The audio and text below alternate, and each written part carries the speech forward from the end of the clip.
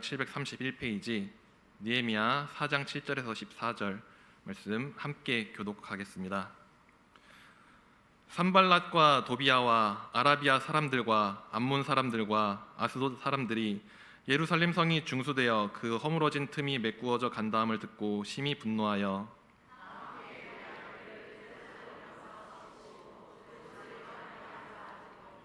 우리가 우리 하나님께 기도하며 그들로 말미암아 파수꾼을 두어 주야로 방비하는데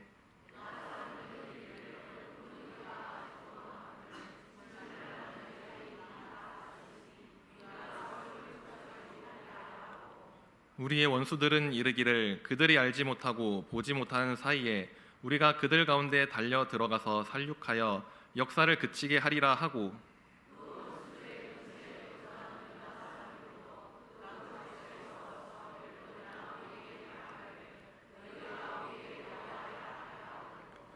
내가 성벽 뒤에 낮고 넓은 곳에 백성이 그들의 종족을 따라 칼과 창과 활을 가지고 서 있게 하고 함께 봉독하겠습니다. 내가 돌아본 후에 일어나서 귀족들과 민장들과 남은 백성에게 말하기를 너희는 그들을 두려워하지 말고 지극히 크시고 두려우신 주를 기억하고 너희 형제와 자녀와 아내와 집을 위하여 싸우라 하였느니라. 아멘. 오늘은 악한 영과 싸우라 라는 제목으로 하나님의 말씀을 듣고자 합니다. 오늘 본문인 느헤미야는 페르시아 제국의 지배 아래 있는 유다의 세 번째 포로 귀환 시기 중 3차 포로 귀환 시기에 해당합니다. 유다 백성들이 하나님께 불순종함으로 말미암아 나라가 바벨론에게 멸망당하고 포로로 끌려가게 되었습니다. 보통은 나라가 멸망하고 포로로 끌려가면 해당 민족에 흡수되게 됩니다. 그러나 이스라엘은 자연스레 그들과 민족과 섞이지 않고 오히려 자신들의 정체성을 유지하게 됩니다. 그것은 그들이 잘해서가 아니라 유다 백성들을 지키신 하나님의 은총이었습니다. 또한 예레미야서에 기록된 대로 70년이 지난 후 유다 백성들이 그들의 약속받은 땅으로 돌아오게 됩니다. 그런데 이 포로 귀환이 한 번에 이루어진 것이 아니었습니다. 포로 귀환이 3차까지 이루어지게 됩니다. 이때 유다 백성들이 예루살렘으로 돌아온 것은 오늘날 죄로 인해 하나님과 멀어졌던 우리가 다시 하나님께로 돌아오는 과정을 나타내기도 합니다. 포로 귀환의 목적은 성전을 재건하고 예루살렘을 다시 세우는 것이었습니다. 구약에서 예루살렘은 성전이 있는 도시로 하나님의 임재가 머무는 거룩한 장소였습니다. 하나님의 백성이 모여 제사, 예배, 성례를 행하던 중심지였습니다. 그렇기 때문에 예루살렘이 회복된다는 것은 오늘날 교회가 회복됨을 말하는 것이기도 합니다. 교회는 그리스도의 몸으로서 함께 지어져가는 영적 공동체입니다. 그래서 에베소서 2장 20절부터 22절은 이렇게 말하고 있습니다. 너희는 사도들과 선지자들의 터 위에 세우심을 입은 자라. 그리스도 예수께서 친히 모퉁이 돌이 되셨느니라. 너희 그의 안에서 건물마다 서로 연결하여 주 안에서 성전이 되어가고 너희도 성령 안에서 하나님이 거하실 처소가 되기 위하여 그리스도 예수 안에서 함께 지어져 가느니라 라고 말하고 있습니다. 느헤미야는 이러한 교회 회복 중에서 성벽을 재건하는 역할을 맡은 성경입니다. 그렇다면 성벽을 회복한다는 것은 무엇을 의미하는 것일까요? 바로 성벽은 예루살렘이 아닌 곳을 구별하는 역할을 합니다. 그렇기에 하나님의 백성의 정체성, 분리성, 거룩성을 상징합니다. 교회는 세상과 구별된 하나님의 백성 공동체로 지어져야 하는 것이죠. 또한 이 성벽을 통해서 대적과의 공격을 방어하는 역할을 하기도 합니다. 그래서 성벽이란 세상과 나를 구별하며 오늘날 우리가 교회를 세워간다 할 때 마귀와 대적의 공격에도 우리를 지켜줄 수 있을 만한 든든한 교회의 연합을 세워가는 것을 의미합니다. 예루살렘 성벽은 그 안에서 집집마다 다 자기 구역을 짓고 집들이 연결되어 있습니다. 우리가 각 지체가 마디로서 머리인 그리스도와 연결되는 공동체임을 말하고 있지요. 그래서 느헤미야서의 영적인 의미는 대적들의 공격 속에서 피폐해질 수밖에 없었던 우리들이 어떻게 서로를 보호해야 하는가 있다를 말해주고 있습니다. 그리고 우리가 서로를 붙잡고 거룩한 삶으로 보호할 때 대적의 공격과 유혹으로부터 우리를 지킬 수 있음을 말해주고 있습니다. 그런데 이렇게 우리가 하나님의 사람으로 교회로 회복되고 거룩을 입으면서 오래오래 행복하게 살았습니다로 끝나면 좋을 텐데 그렇지 못할 때가 많은 것 같습니다. 우리의 성벽이 완성되어가는 것을 가만히 보고 있지 못하는 존재가 있더라는 것이죠. 성경에서는 그것들을 대적이라고 부르고 있습니다. 그리고 오늘 말씀에서는 그 대적이 산발랏과 도비아로 나타나고 있습니다. 그렇다면 여러분에게 질문이 있습니다. 우리의 삶에서 대적은 누구일까요? 바로 사탄, 마귀입니다. 그래서 에베소서 6장 12절에서는 이렇게 말하고 있습니다.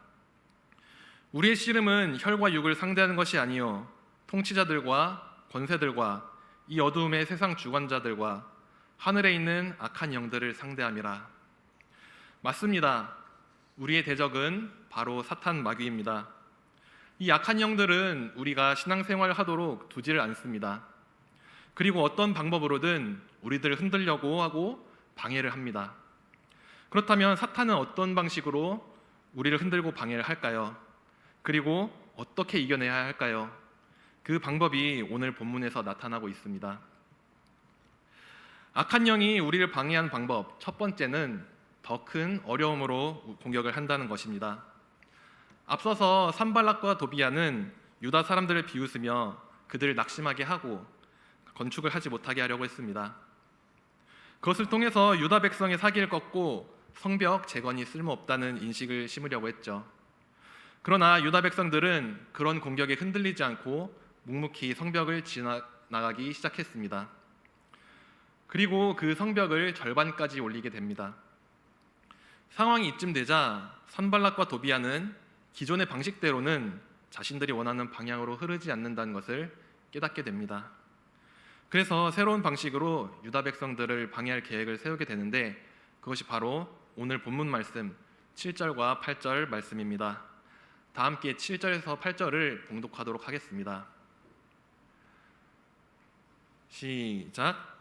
산발랏과 도비아와 아라비아 사람들과 암몬 사람들과 아스돗 사람들이 예루살렘 성이 중수되어 그 허물어진 틈이 메꾸어져 간다 함을 듣고 심히 분노하여 다 함께 꾀하기를 예루살렘으로 가서 치고 그곳을 요란하게 하자 하기로. 산발랏과 도비아의 힘으로는 되지 않을 것 같자 이들은 이스라엘 주변 민족들과 연합하여 무력 공격을 계획하게 됩니다. 더 많은 이들을 동원하는 것입니다. 그런데 오늘날에도 사탄의 계략이 이렇게 흘러갑니다. 더 많은 어려움, 더 큰 문제로 우리를 방해하는 것이죠. 악한 영의 공격에 대해서 예수님도 같은 방법으로 시험을 당하셨습니다. 마태복음 4장을 보게 되면 사탄의 계략이 어떤 식으로 시험을 당하게 되는가 하면 돌이 떡이 되게 하라는 시험을 한 이후에 예수님이 그것을 이겨내자 이제는 성전 꼭대기 위에서 뛰어내리라는 시험을 줍니다. 그러나 예수님이 그것도 이겨내시자 그 다음에는 엎드려 경배하라는 시험으로 점점 더 강한 시험을 하는 것을 알 수가 있습니다. 그런 것처럼 우리가 악한 영의 공격을 이겨내며 영적으로 성벽을 쌓을수록 더 큰 공격이 계속해서 오게 됩니다. 사랑하는 성도 여러분, 우리의 신앙생활을 한번 돌아봤으면 좋겠습니다. 우리는 분명 지금까지 신앙생활을 해오면서 영적인 성장도 경험해왔고 또한 계속된 하나님을 향한 믿음을 가지고 있습니다. 그러나 우리가 이렇게 신앙생활을 해나갈 때 아직도 계속된 공격 속에 있더라는 것입니다. 어느 정도 믿음이 성장했다 싶으면 그 수준에 맞는 공격이 계속해서 들어오고 있습니다. 산발락과 도비아가 주변 민족들을 모아서 공격하려는 것처럼 악한 영이 계속해서 우리를 강하게 공격함을 알아야 합니다. 악한 영이 공격하는 두 번째 이유는 바로 이웃으로부터 유혹을 들어오게 한다는 점입니다. 이 이웃을 12절에서는 원수들의 근처에 거주하는 유다 사람들로 설명하고 있습니다. 산발랏과 도비아와 이웃 민족뿐만 아니라 이 원수들의 근처에 거주하는 유다 사람들도 마찬가지로 유다 백성에게 나와서 우리에게로 오라고 말하고 있지요. 그들이 성벽 짓는 것을 포기하고 자기들에게 오라고 그렇게 말하고 있습니다. 여기서 원수들의 근처에서 지낸다는 것은 그들과 동화되었다는 것을 말합니다. 비록 뿌리는 유다 백성이나 그들의 가치관과 삶의 양식은 이방 민족과 똑같다는 것을 의미합니다. 이렇게 이방 민족화 되는 것을 하나님께서는 많이 우려를 하셨습니다. 그래서 하나님께서는 신명기 7장 2절부터 4절에서 이스라엘 백성들에게 가나안 땅을 차지한 이후에 조심하라고 말씀하신 것입니다. 내 하나님 여호와께서 그들을 내게 넘겨 내게 치게 하시리니 그때에 너는 그들을 진멸할 것이라. 그들과 어떤 언약도 하지 말 것이요 그들을 불쌍히 여기지도 말 것이며 또 그들과 혼인하지도 말지니 내 딸을 그들의 아들에게 주지 말 것이요 그들의 딸도 내 며느리로 삼지 말 것은 그가 내 아들을 유혹하여 그가 여호와를 떠나고 다른 신들을 섬기게 함으로 여호와께서 너희에게 진노하사 갑자기 너희를 멸하실 것임이니라. 왜 교류하지 말라고 말씀하십니까? 바로 이방 민족과 교류하게 될 경우에 유혹으로 인해서 하나님을 떠나게 될 것을, 그리고 우상 숭배하게 될 것을 걱정하셨기 때문이었습니다. 그런데 사탄은 이렇게 이방 민족화된 유다 백성으로 끝내는 것이 아니라 그들을 이용해서 남은 유다 백성마저도 유혹하고 있습니다. 심지어 그들의 유혹이 한 번으로 끝나지 않았습니다. 12절에서는 무려 10번이나 찾아와서 유혹했다고 말하고 있습니다. 이것은 단순히 10번이라는 숫자를 의미하는 것이 아니라 끊임없이 유혹함을 나타내기도 합니다. 그래서 오늘날에도 신앙생활을 하다 보면 이러한 사람들이 있습니다. 말로는 그리스도인이라고 하지만 세상 유혹에 넘어가서 세상 즐거움, 쾌락을 즐기며 다른 사람에게 말하는 사람들이 있습니다. 신앙생활 그렇게 열심히 하지 마. 적당히 해. 그 시간에 다른 즐거운 것도 얼마나 많은데 왜 그렇게 미련하게 신앙생활을 하니? 라고 말하는 사람들도 볼 수가 있습니다. 그럴 때 우리는 그런 유혹들에 조심해야 합니다. 그리고 그 유혹에 넘어가서는 안 됩니다. 또한 유혹으로부터 서로를 보호하기 위해 연합해야 합니다. 이렇게 주변의 공격과 이웃의 유혹까지 더해지면서 이스라엘 백성들은 어떻게 반응했을까요? 많이 낙심하고 두려워하였습니다. 그렇기 때문에 오늘 본문 10절을 보면 유다 사람들은 이르기를 흙 무더기가 아직도 많거늘 짐을 나르는 자의 힘이 다 빠졌으니 우리가 성을 건축하지 못하리라 하고 라면서 그들이 낙심하고 기운이 없음을 말하고 있습니다. 이들이 두려워하는 것은 어떻게 보면 매우 당연하게 보일 수도 있습니다. 한번 생각해 보십시오. 이들이 모인 이유는 성벽을 짓기 위해서였습니다. 전쟁을 위해서 모인 사람들이 아니었다는 것입니다. 그렇다면 이들은 대부분 군사적 훈련을 받았거나 싸울 줄 아는 백성이 아니었다는 뜻입니다. 그런데 이제는 무력 충돌까지 감당해야 하는 상황이 닥쳐오니까 얼마나 무서웠겠습니까? 얼마나 떨렸겠습니까? 그런데 우리도 마찬가지입니다. 우리는 하나님이 택하셔서 예수님을 믿음으로 구원받고 은혜 받는 자리에 나왔습니다. 우리가 할 줄 아는 것이라고는 예배드리고 찬송하고 기도드리는 것밖에 없었습니다. 그리고 함께 교제하는 것밖에 없었습니다. 그러나 사탄은 우리가 이렇게 은혜 받는 자리에 나온 것을 기뻐하지 않죠. 그렇기 때문에 우리를 방해하고 공격합니다. 그럴 때마다 우리는 어떻게 해야 할지 알지 못하기에 두려움에 빠질 수밖에 없습니다. 맞습니다. 우리는 연약하고 공격이 들어올 때 아무것도 이겨낼 수 없는 존재입니다. 그렇다면 우리는 어떻게 이겨내야 될까요? 오늘 본문 13절과 14절에 그 답이 있습니다. 함께 봉독하도록 하겠습니다. 시작. 내가 성벽 뒤에 낮고 넓은 곳에 백성이 그들의 종족을 따라 칼과 창과 활을 가지고 서 있게 하고 내가 돌아본 후에 일어나서 귀족들과 민장들과 남은 백성에게 말하기를 너희는 그들을 두려워하지 말고 지극히 크시고 두려우신 줄을 기억하고 너희 형제와 자녀와 아내와 집을 위하여 싸우라 하였느니라. 아멘. 13절과 14절이 어떻게 말하고 있죠?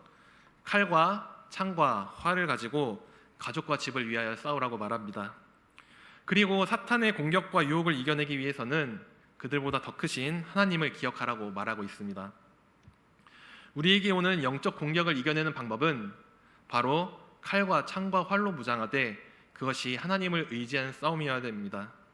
그러나 이 시대에는 이들이 칼과 창과 활로 무장을 했지만 우리들이 살고 있는 지금의 시대에는 이러한 무기들로 싸우는 것이 아닙니다. 그렇기에 우리는 새로운 것으로 무장해야 합니다. 우리가 갖춰야 할 새로운 무장은 바로 하나님의 전신갑주를 의미합니다. 그렇기에 에베소서 6장 11절에서는 이렇게 말하고 있습니다. 마귀의 간계를 능히 대적하기 위하여 하나님의 전신갑주를 입으라. 맞습니다. 우리가 사탄과 싸우기 위해서는 가장 먼저 하나님의 전신갑주를 입어야 합니다. 전신갑주로 무장하고 하나님을 의지하며 기도로 싸울 때 영적 전쟁을 이길 수가 있습니다.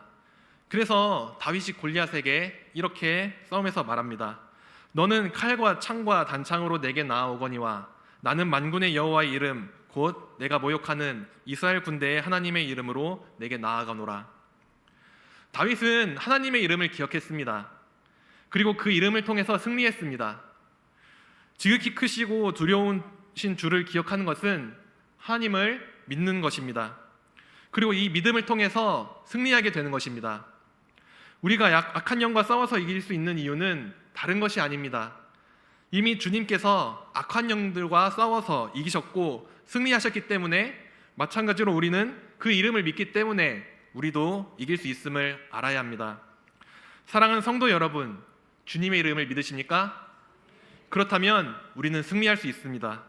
그래서 골로새서 2장 13절부터 15절은 이렇게 말하고 있습니다. 다 함께 봉독하겠습니다. 시작.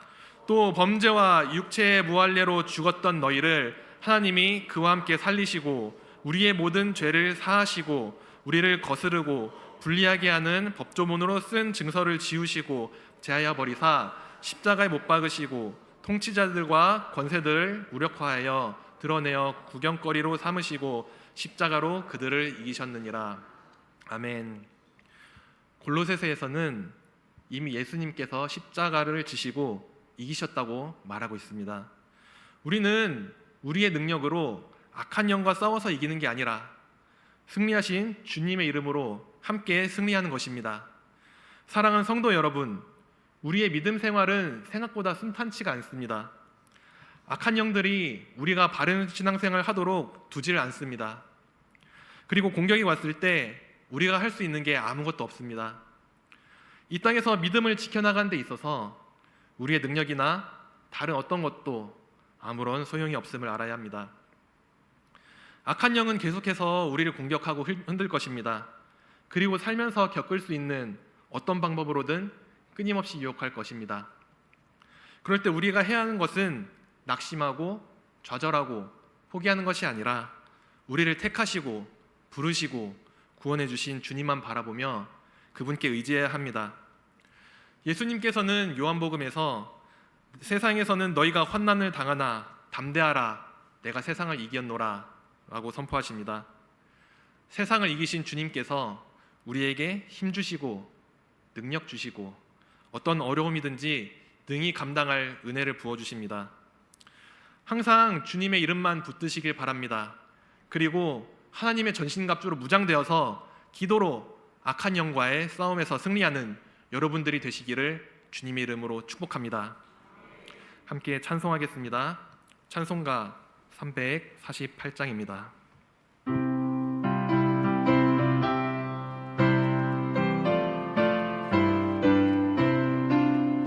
마귀들과 싸울지라 죄악 벗은 형제여